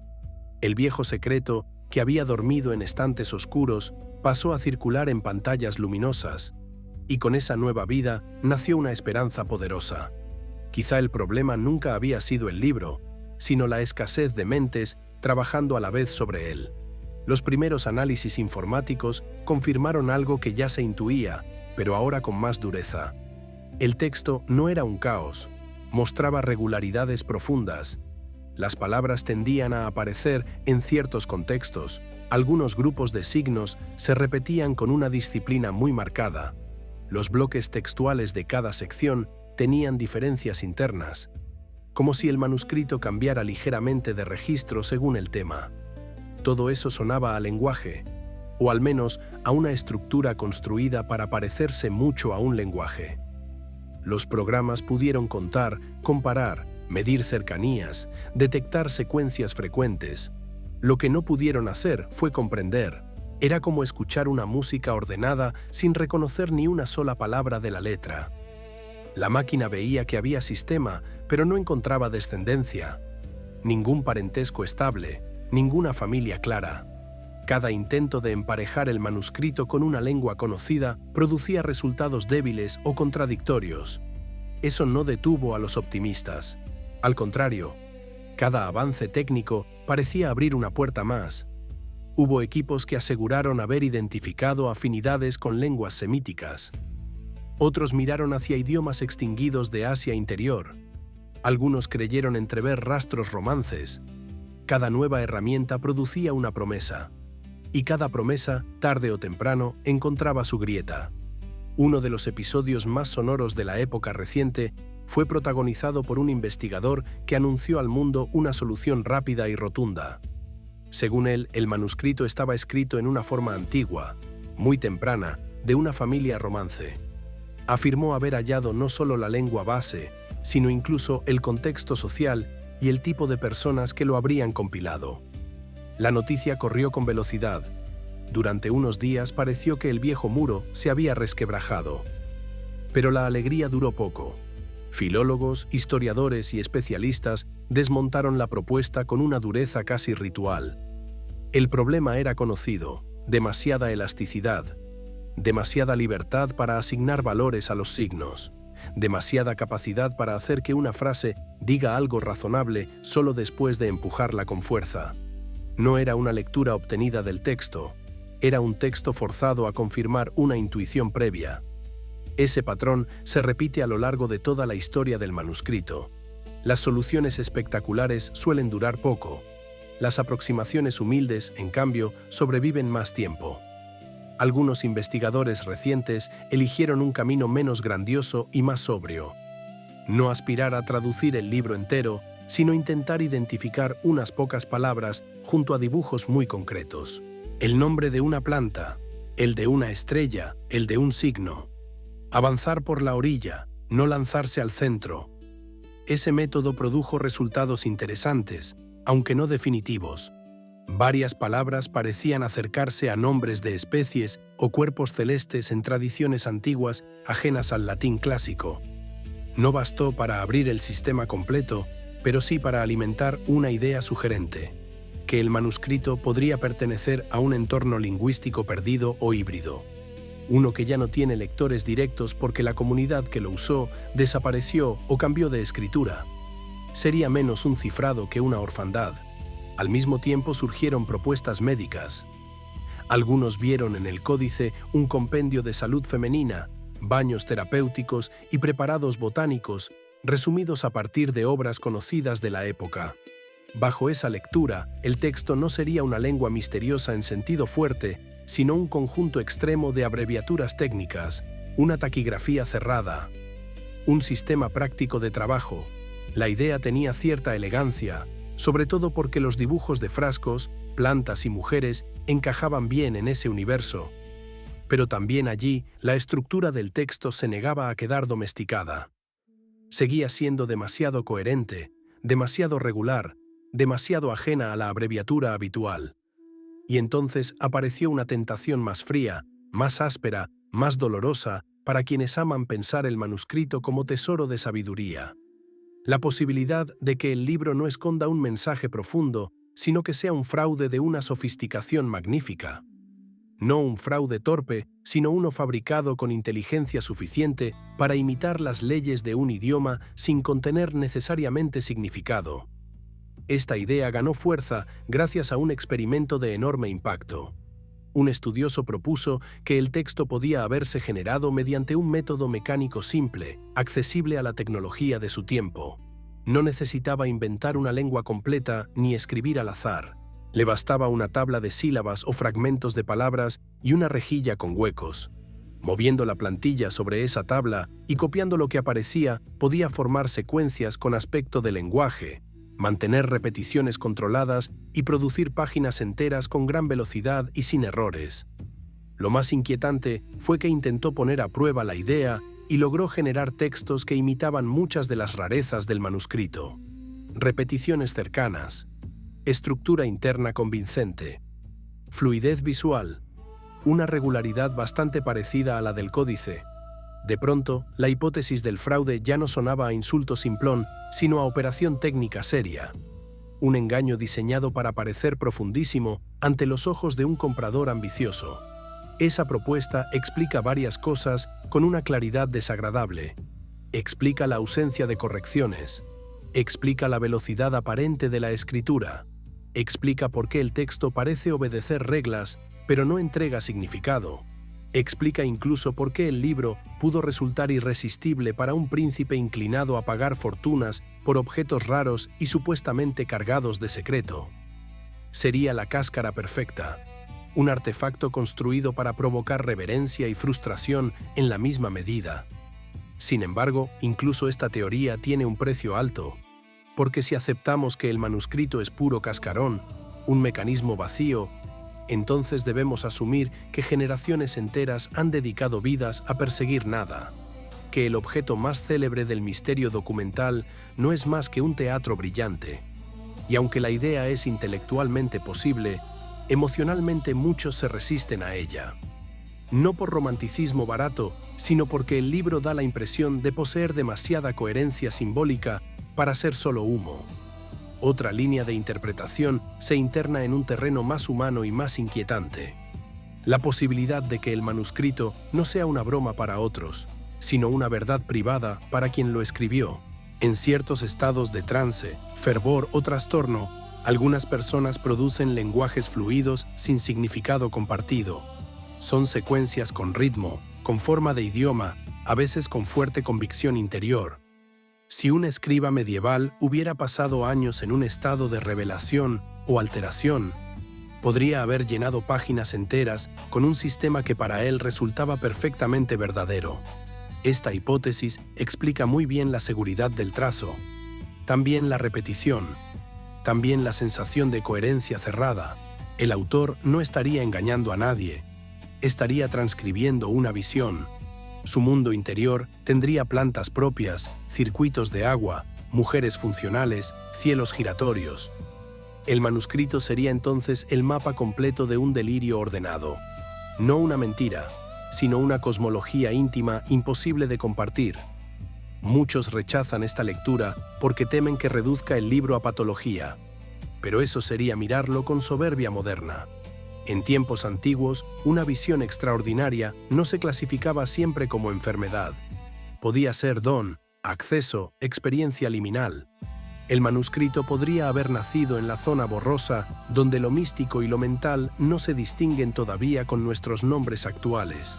Y luego llegó la inteligencia artificial, que prometía superar tanto al erudito obsesivo como al falsificador elegante y al visionario enfermo. Los modelos de lenguaje fueron entrenados para detectar estructuras profundas, semejanzas invisibles, reglas latentes. Se pensó que si algo podía desmontar el manuscrito, sería una mente no humana alimentada por bibliotecas enteras y capaz de recorrer millones de relaciones en un instante.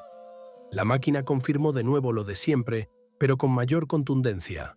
El texto posee una organización interna compatible con un sistema lingüístico. Hay vecindades estables, distribuciones no aleatorias, regularidades robustas, y sin embargo, ninguna ruta desemboca en una traducción fiable. Algunos modelos sugirieron afinidades parciales con unas lenguas, otros con otras. Cada intento de solución profunda se volvía resbaladizo, como si el manuscrito estuviera siempre a una pequeña distancia del acceso. En un caso famoso, un equipo anunció que la inteligencia artificial había detectado una base hebrea antigua, con palabras alteradas y vocales omitidas. Incluso presentó una frase inicial traducida. Sonó extraordinario. Pero otra vez el entusiasmo se apagó al poco tiempo. La frase era endeble. El método, demasiado flexible. Al permitir a la máquina mover letras y reponer sonidos con libertad, se había creado una ilusión estadística. No se había abierto la puerta. Solo se había fabricado una sombra de puerta. La lección fue dura y moderna. Una máquina puede encontrar patrones incluso donde no hay sentido compartido, y el manuscrito parece vivir exactamente en esa frontera. Posee suficiente orden para seducir al algoritmo y suficiente rareza para frustrarlo. Mientras tanto, otra rama de la inteligencia artificial tomó un camino distinto. En lugar de leer las letras, empezó a mirar las imágenes. Comparó estilos, formas, proporciones, detalles de arquitectura, dibujo de plantas, anatomía de las figuras, tipo de trazo. Los resultados fueron muy valiosos. Sin resolver el secreto, ayudaron a situar mejor el mundo visual del manuscrito. Sus dibujos dialogan con ciertas tradiciones artísticas de Europa central e italiana del siglo XV. Sus castillos, sus cuerpos y su técnica pictórica no son extraterrestres. Nacen de un taller humano, de una mano o varias manos insertas en un clima cultural reconocible.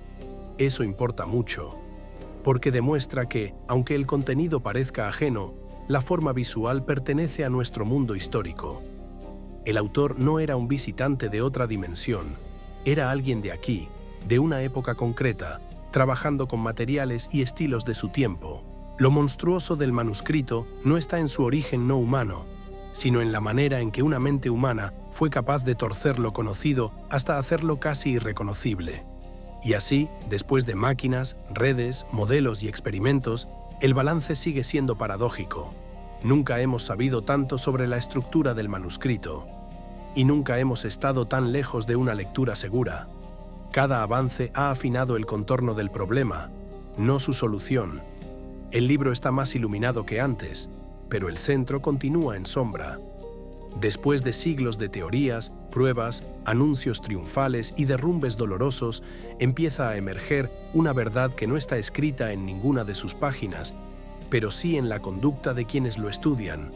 El manuscrito no solo resiste ser leído, también moldea a sus lectores, los obliga a exhibirse, los empuja a proyectar, los tienta a convertirlo en escenario de sus propias obsesiones.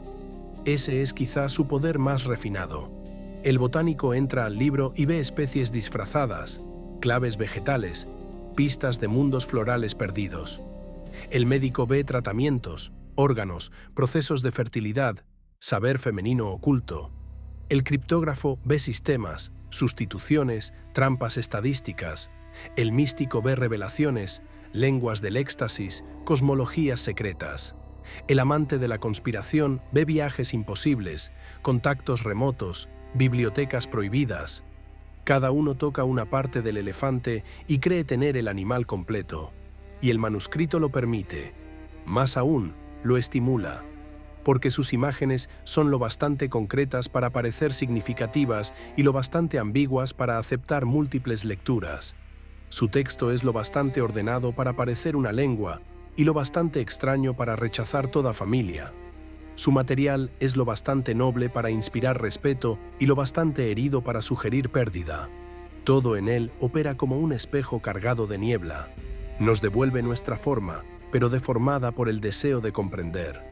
Ese efecto explica por qué tantos fracasos no destruyeron su fama, sino que la alimentaron.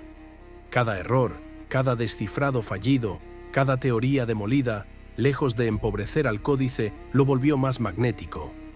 Porque no hay nada que fascine tanto a la mente humana como un objeto que parece prometer sentido y se niega a concederlo.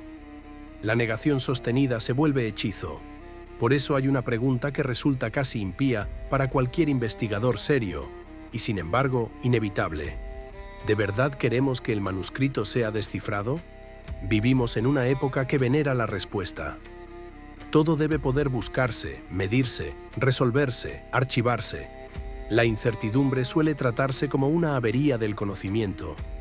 Algo temporal, algo que la técnica corregirá tarde o temprano. En ese paisaje de mapas completos y bases de datos infinitas, el manuscrito representa una anomalía preciosa. No porque desafíe a la ciencia, sino porque le recuerda sus límites. Le recuerda que conocer no es poseer, y que no todo enigma está obligado a rendirse.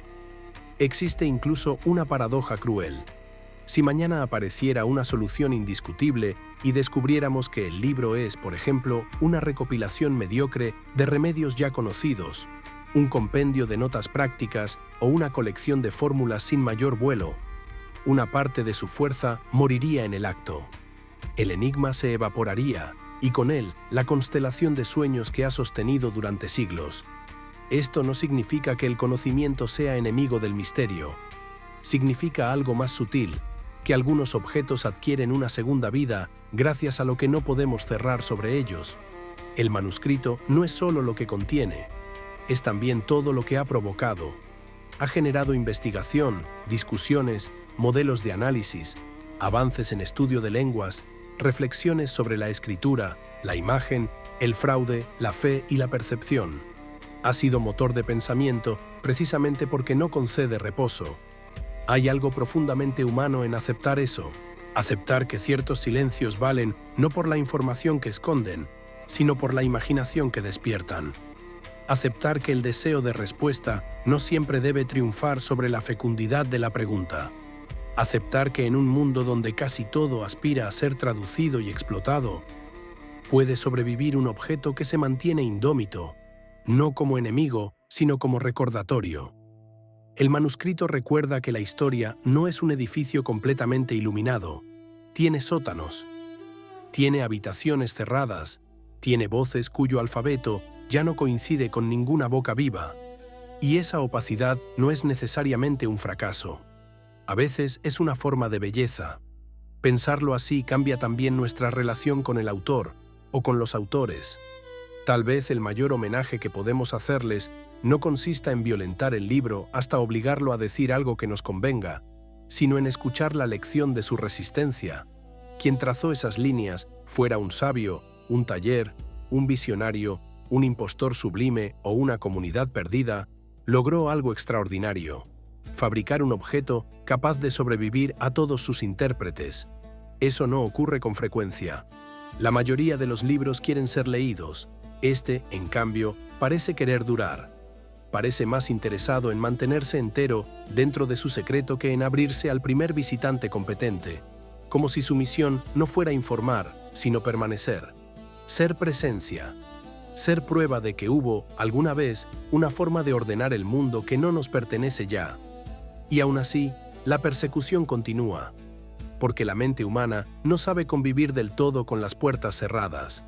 Volvemos al manuscrito una y otra vez, como quien regresa a una costa donde cree haber visto, por un segundo, una ciudad bajo el agua, una nueva técnica, una nueva generación, una nueva sensibilidad. Siempre parece posible que la próxima mirada sea la buena, que la siguiente combinación de paciencia y método logre por fin lo que nadie consiguió. Quizá eso también forma parte del diseño del libro: no solo callar, sino convocar; no solo ocultar, sino reunir alrededor de sí una larga fraternidad de derrotados; hacer de cada siglo un nuevo intento; ser menos un mensaje que una máquina de producir búsqueda. Y en eso, hay que admitirlo, ha triunfado de forma absoluta, porque el manuscrito ya no pertenece a la época que lo vio nacer, pertenece a la cadena de ojos que lo han perseguido, a los emperadores que lo desearon, a los monjes que lo guardaron, a los mercaderes que lo rescataron, a los sabios que se dejaron humillar por él, a las máquinas que detectan su orden sin entenderlo, a cualquiera que, en la penumbra de una noche, abra una reproducción digital y sienta la misma mezcla de extrañeza y atracción que debieron sentir los primeros dueños. Hoy el códice descansa en una gran biblioteca, protegido por temperatura estable, vigilancia silenciosa y una arquitectura pensada para domesticar la luz. Allí, entre tesoros que sí tienen idioma y fecha clara, sigue ocupando un lugar que parece hecho a su medida, el del huésped más célebre y más imposible. Tiene un número de catálogo, como si eso bastara para volverlo dócil. Tiene copias, facsímiles, estudios, artículos, conferencias. Tiene millones de píxeles disponibles para todo el mundo. Y sin embargo conserva intacta su condición de intruso. Esa es otra de sus ironías. Nunca fue tan accesible. Nunca estuvo tan cerca y nunca pareció tan lejano. Puedes entrar hoy mismo a verlo desde cualquier rincón del planeta. Puedes ampliar un signo hasta casi tocar el temblor de la tinta. Puedes contar estrellas, seguir tubos verdes, recorrer raíces que parecen pies, detenerte en una torre o en un frasco. Puedes pasar horas enteras dentro de él, y aún así saldrás con las manos vacías. O mejor dicho, no del todo vacías. Saldrás con una sensación más rara, la de haber rozado un sistema completo que no fue hecho para ti. Esa sensación tiene valor propio. Nos vuelve más humildes. Nos recuerda que el pasado no es una mina abierta para nuestra comodidad, que hubo mentes, talleres, visiones y lenguajes capaces de producir zonas de sombra tan densas que ni siquiera 6 siglos de insistencia han bastado para despejarlas. Y quizá eso sea saludable. Quizá una cultura necesita conservar algunos enigmas no por impotencia, sino para no olvidar que el mundo excede siempre sus métodos. Al final, el manuscrito no solo plantea una pregunta sobre sí mismo, plantea una pregunta sobre nosotros, sobre cuánto soportamos no entender, sobre cuánta dignidad somos capaces de conceder a lo que no se deja traducir, sobre si toda verdad debe rendirse ante nuestra curiosidad o si algunas, simplemente, continuarán ardiendo detrás del vidrio. Y tal vez esa sea la razón por la que seguimos regresando. No para vencerlo del todo, sino para confirmar que todavía existen cosas que pueden mirarnos desde el fondo del tiempo y no obedecer. En la última parte volveré a la penumbra desde la que hemos recorrido este laberinto, para cerrar la historia como merece, sin romper su hechizo y revelando solo al final la voz que te ha acompañado hasta aquí. Y así llegamos al borde final de este viaje, con la extraña sensación de haber recorrido un edificio inmenso sin haber encontrado una sola puerta abierta. Hemos pasado por piel antigua, por tintas honestas, por cortes imperiales, por bibliotecas en penumbra, por jardines imposibles, ruedas del cielo, baños verdes, frascos silenciosos, sabios derrotados, fraudes plausibles y máquinas que calculan sin comprender. Hemos tocado casi todo lo que rodea al manuscrito, menos su voz. Tal vez esa sea la forma correcta de acercarse a él, no como quien exige una confesión, sino como quien entra en una capilla abandonada y comprende que el sentido del lugar no depende de una respuesta inmediata. El manuscrito no se deja poseer, se deja rodear, se deja contemplar, se deja sufrir. Y quizá, en el fondo, eso explique por qué ha sobrevivido con tanta fuerza. Porque no es solo un libro, es una experiencia de límite. A lo largo de los siglos hubo hombres seguros de que la razón acabaría por arrancarle el secreto. Otros pensaron que bastaría la fe en el genio correcto. Algunos confiaron en la filología, otros en la química, en la estadística, en la historia del arte, en la criptografía militar, en la lógica de los algoritmos. Todos añadieron algo. Ninguno lo conquistó. Y de ese fracaso conjunto nació una verdad más amplia y más sobria. Hay objetos cuyo valor no depende de ser agotados sino de seguir desafiándonos sin descanso. Eso no vuelve inútil la búsqueda, al contrario, la ennoblece. Cada nueva lectura, incluso cuando falla, revela una faceta del libro y también una faceta del tiempo que intenta leerlo. El manuscrito ha sido espejo de cada época. Para los alquimistas fue promesa de materia transformable. Para los eruditos barrocos, un desafío enciclopédico. Para los descifradores del siglo pasado, un sistema enemigo. Para la era digital, un problema de datos. Para nosotros quizá es algo todavía más hondo, una prueba de que no todo está obligado a rendirse ante la velocidad del mundo. Hay una serenidad especial en aceptar eso, una serenidad poco habitual en tiempos de respuestas instantáneas. Pensar en este libro es recordar que el conocimiento no siempre avanza en línea recta. A veces gira, a veces retrocede, a veces se topa con una pared y aprende algo valioso precisamente al no poder atravesarla. El manuscrito nos enseña ese tipo de lección. No nos ofrece contenido legible, pero sí disciplina, paciencia, modestia y una forma particular de asombro, porque por encima de toda teoría, de toda disputa y de todo análisis, subsiste el hecho físico y casi poético de que alguien, hace más de 6 siglos, se sentó con pergamino fino, tinta mineral y tiempo suficiente para construir este laberinto. Alguien decidió que esas plantas merecían existir, aunque fueran imposibles, que esos astros y esas mujeres diminutas debían girar juntos, que esos recipientes, esos castillos, esos conductos y esas palabras sin traducción debían quedar fijados para un futuro que no podía imaginar. No sabemos quién fue, no sabemos para quién trabajaba, no sabemos si intentaba curar, engañar, rezar, enseñar o salvar algo del olvido. Pero sí sabemos que creó una obra capaz de sobrevivir al desgaste del cuero, al temblor de los reinos y a la soberbia de generaciones enteras. Eso ya es una clase de victoria. Quizá el manuscrito no esté esperando a un héroe final que lo traduzca de una vez por todas.